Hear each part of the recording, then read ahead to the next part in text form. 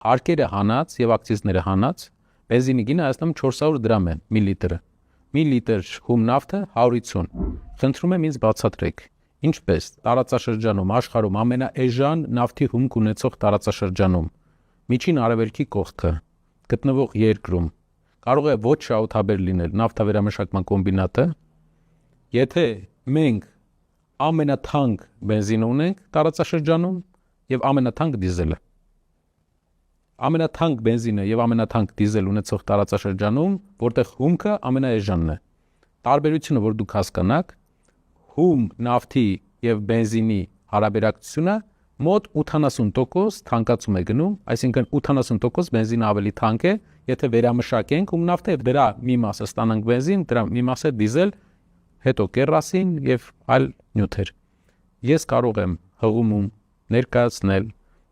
բոլոր հաշվարկները, մենք ունենք բազային հաշվարկ, որը տնտեսագետների, հետաքրքրված տնտեսագետներին կարող ենք ներկայացնել, հրավիրել, որպեսզի դուք վստահ լինեք, որ մենք հաշվարկված ենք խոսում, պոպուլիստական ոչ մի բան չենք ասում եւ նման չենք պոպուլիստական լիդերներին, որոնք երբեմն ղեկավարում են մեզ։